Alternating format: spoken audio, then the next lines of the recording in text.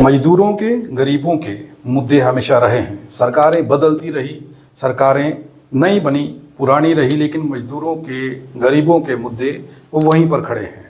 अभी भी उन मुद्दों को लेकर के चर्चा चलती है। हमारे इस प्रोग्राम में मजदूर दस्तकार यूनियन के वाइस प्रेसिडेंट बंसीलाल शर्मा जी हैं। बंसीलाल शर्मा जी, बहुत बहुत स्वागत है आपका हमारे इस प्रोग्राम में। मैं आपके चैनल का बहुत बहुत धन्यवाद करता हूं, क्योंकि आज हमें बहुत खुशी होती है कि जब से भी हमें आवाज़ देना शुरू की है तब से हमारे मजदूरों के कई काम ऐसे रुके हुए थे। आज जो है करोड़ों के हिसाब से जो स्कॉलरशिप जो मजदूरों के खाते में आ गई है, इसकी मैं आपके चैनल को बहुत बहुत धन्यवाद करता हूं। और उसके साथ मैं ये कहना चाहता हूं कि कटरा वैष्णो देवी एक ऐसी जगह है जहां पूरे हिंदुस्तान, पूरे भविष्य का जो भी यात्री आता है, और 1 करोड़ तक यात्रा हमारे कटरा में हो गई है।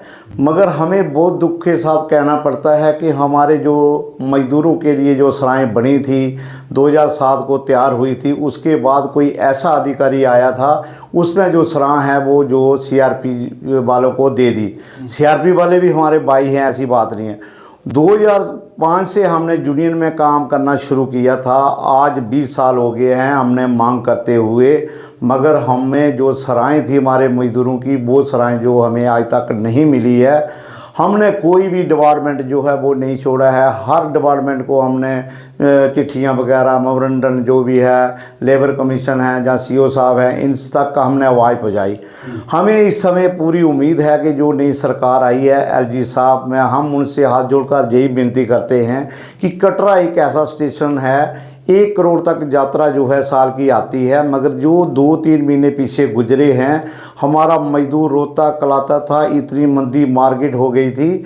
मगर कई बार ऐसा होता है कि मजदूर जब दिहाड़ी करके चला जाता है, उसको क्या टाइम ओवर हो जाता है, उसकी गाड़ी निकल जाती है जब, तो मजदूर के लिए जो 300-400-500 रुपये से वो गेस्ट हाउस का कमरा नहीं ले सकता है। मैं आपके मीडिया से ये कहना चाहता हूँ कि हमारी आवाज़ जो है ऊपर सरकार तक पहुँचे, ताकि हमारे मजदूरों की जो सराह है वो हमें जल्द से जल्द मिले। और उसके साथ हमारा मजदूर एक चीज़ है इसमें। हाँ जी, कई सरकारें आई, कई चले गई। हाँ जी, मजदूरों के साथ, गरीबों के साथ ये चीज़ें होती क्यों हैं? आप चूँकि आपने 8 मरतबा इलेक्शन लड़ी है, 3 मरतबा आपने बताया कि एमपी की इलेक्शन लड़ी है, और 5 मरतबा आप एमएलए की इलेक्शन लड़े हैं, तो ये इन लोगों में घूमे आप, इन लोगों के बीच में गए, तो कारण क्या समझ में आया कि ये सब हो क्यों रहा है? कारण सर ये है कि ये हमारे मजदूर लोग जो होते हैं, जो खाली वोट पाने के काम आते हैं, उसके बाद हमारे मजदूरों के जो काम हैं वो पूरे कोई सही तरीके से जो वह नहीं होते हैं। इसलिए हमें इलेक्शन लड़ने का यही था कि कल की हमारा मजदूर, हम जीते हारे कुछ भी हुआ, कल ही हमारा मजदूर जो है उसको भी एक आज आ जाती है कि चलो हमारे जो भी है बंसीलाल ने अगर इलेक्शन लड़ी हैं, तो उससे क्या होता है कि एक हमारी जो है आज इतनी हो गई है आपकी दया से कि हमारी जान पहचान जो है बड़े बड़े अधिकारी तक पहुंच जाती है। तो कुछ मसले ऐसे थे जो हमारे लोगों को बहुत ज़्यादा दिक्कत आती थी। आज जो मसले कुछ हल हमने कराए हैं सरकार से, तो उसके साथ हम यही कहना चाहते हैं, ना जाने सरकार को जहाँ कोई पता नहीं चलता है कि कहाँ कहाँ क्या है, मगर हमारे कटरा में अगर ये हो, कोई यात्री भी अगर आता है उसके पास भी पैसा नहीं होता है, तो वो भी उस सराय में जो है वो रह सकता है। और आज हमने कटरा के अंदर कोई प्रोग्राम कराना है तो 3-4-5 हज़ार से हमने हाल लेना पड़ता है।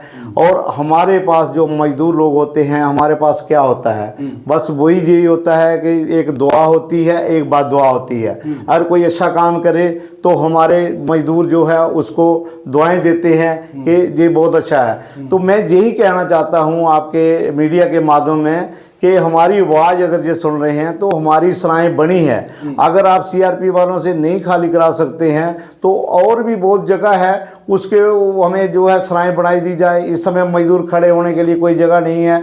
देखो घर से कोई काम करने आता है वो डंडे खाने के लिए खड़े आता है। तो इसलिए हम यही कहना चाहते हैं कि हमें मजदूरों के लिए जो सराहें हैं वो जल्द से जल्द जो है वो दी जाए। एक चीज़ आप और कह रहे हैं कि ये जो स्कूलों के अंदर कुक हैं, हाँ जी, हाँ जी, उसकी क्या परेशानी है, वहाँ पर क्या हो रहा है, ठीक नहीं चल रहा है क्या? स्कूलों के कुकों का जो मसला है, मैंने पहले भी बताया कि मैं 3-4 दिन का मैं पूरे एरिया का चक्कर भी लगाया। वो 3-4 मुद्दे हैं, वो भी मैं आपको बताऊंगा। स्कूलों को ये है कि अगर 900 रुपया इनको पर मंथ मिलता है, सुबह 10 से 4 बजे तक ये ड्यूटी करते हैं। और इन लोगों ने ये भी बताया कि अगर हम जिस दिन मतलब कोई जो छुट्टियां पड़ती हैं 2 महीने की, वो पैसा हमें कोई नहीं मिलता है।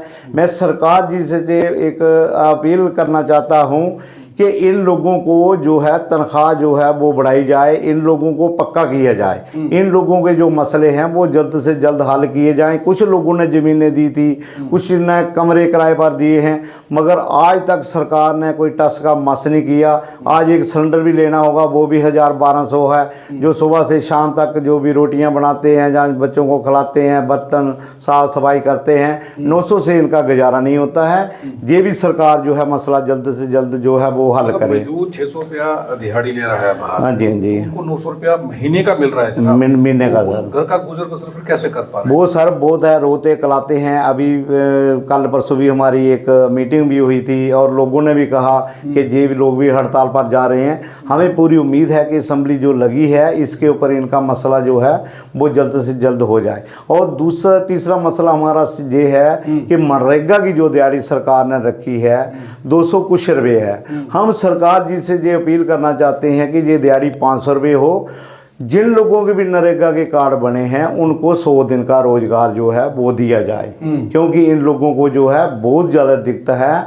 और उसके साथ आज ये अगर 100 दिन का रोजगार ली जाए तो इन लोगों का जो चूल्हा है वो चल सकता है। आज हमने देखा 100 दिन का रोजगार नहीं मिल रहा है। नहीं मिल रहा है सर। कार्ड लोगों के बने हैं मगर ये नहीं बन रहा है। तो फिर सरकार के वादे का क्या हुआ? सरकार का वायदा ने किया था मगर 10-15 साल से कोई काम नहीं मिल रहा है, कोई कुछ नहीं। जिन लोगों ने किया है उनको पैसा नहीं मिला है। अभी कुछ डीसी साहब ने कुछ हमने सुना है कि वो कर रहे हैं कि 15 दिन के अंदर आप एक दरखास्त दे दो, अगर कोई काम नहीं देता है तो बीडीओ जो है उसको 15 दिन के बाद उसको जो भी दिहाड़ी है उसका पैसा जो है वो देगा।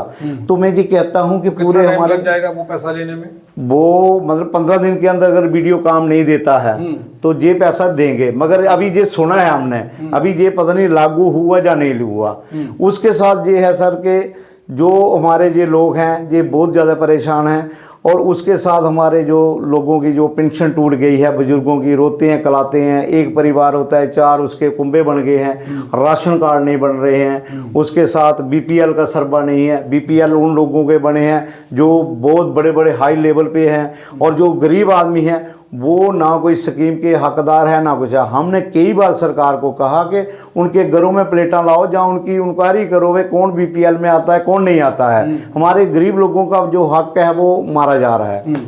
उसके साथ हम ये कहना चाहते हैं कि इन लोगों की जो बुजुर्गों की पेंशन है, कागज़ बनाने होते हैं, कोई उन्होंने जो भी कागज़ तैयार करने हैं, तो राशन कार्ड जो है ये भी जल्द से जल्द, हमने सुना है अभी असेंबली में कुछ हुआ है इसका, मगर अभी तो बाहर तो आई नहीं है कोई चीज़, मगर ये है। और उसके साथ हमारा ये सर एक है कि हमारा गांव एक जंदरा में आता है। जंदरा के अंदर सर एक डिग्री कॉलेज बना जो करोड़ों रुपए की लागत से बना, और जब वो बन के तैयार हुआ 2-3 महीने के बाद वो पूरा क्रैक हो गया। क्रैक होने के बावजूद आज बच्चे जो है दरबदार हैं।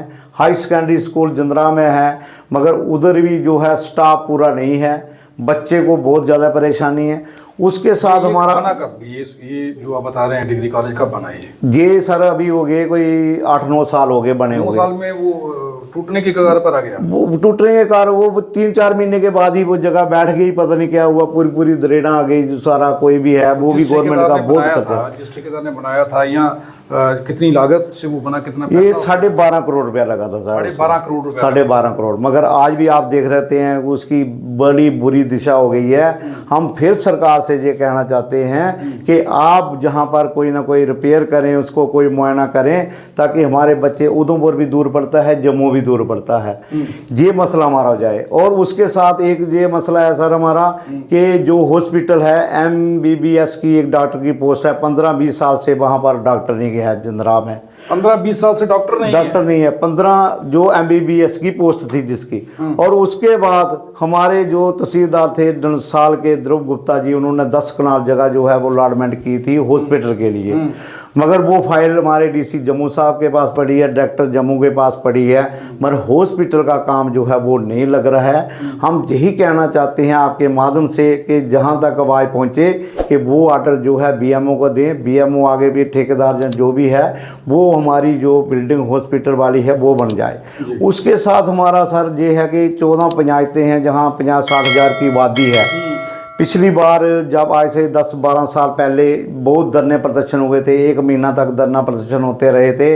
वो जो फाइल है हमारी, जो लोगों की मांग है कि तहसील हमारी जो है वो जिंद्रा में बढ़नी चाहिए, मगर आज तक जो है उसकी कोई भी कार्रवाई नहीं हुई। क्योंकि जो हमारा जो विधायक था पिछले दिनों, जो दविंदर रैना सिंह थे, आज होते तो शायद हमें पूरी उम्मीद थी कि ये मसला शायद हल हो जाता, मगर इस असम्बली में कोई भी जिंद्रा का नाम जो है वो नहीं आया है।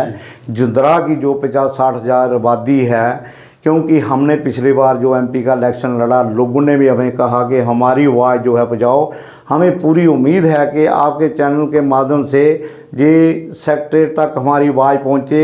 जिंद्रा का जो मसला है, तहसील का है, हॉस्पिटल का है, और ये हमारा डिग्री कॉलेज का है, एक हमारा उधर जी है आप शंभू मंदिर है जो सुधमान देव से उधमपुर, और उधमपुर से जिंद्रा, जिंद्रा से सगोना, सगोना से उत्तरमैनी, और परमंडल जी देवक जो है गुप्त जगहों में निकली है, वहाँ आप शंभू मंदिर है। वहाँ पर भी हमें जो है डेवलपमेंट की बहुत ज़्यादा ज़रूरत है। और इससे हम यही कहना चाहते हैं कि सरकार जो है हमारे लोगों के मसले है वो जल्द से जल्द हल करे, नहीं तो ऐसा ना हो कि जिंद्रा के अंदर फिर जो धरने प्रदर्शन शुरू हो जाएं।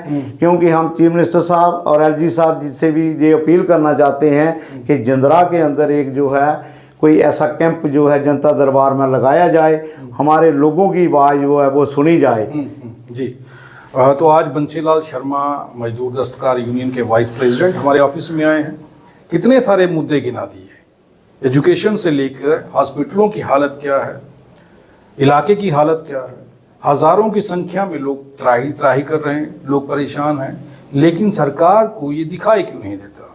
सरकार के जो लोग हैं, जो इन लोगों में हैं, तहसीलदार है, एसडीएम है, और जितने भी विंग हैं, वो विंग सरकार तक ये बातें क्यों नहीं पहुंचाते कि इन इलाकों में क्या हो रहा है। अब ये खबर हो सके तो सरकार तक पहुंचाइए, इस खबर को शेयर करिए और इन गरीब लोगों की आवाज़ सरकार तक पहुंचाइए। हो सकता है कि उमर अब्दुल्ला इसे ना जानते हों, लेकिन अब इस खबर के बाद शायद उमर अब्दुल्ला के पास ये खबर पहुँच जाए, मुख्यमंत्री साहब इस खबर को देख लें, जिस वजह से इन लोगों की परेशानियों का हल हो सके।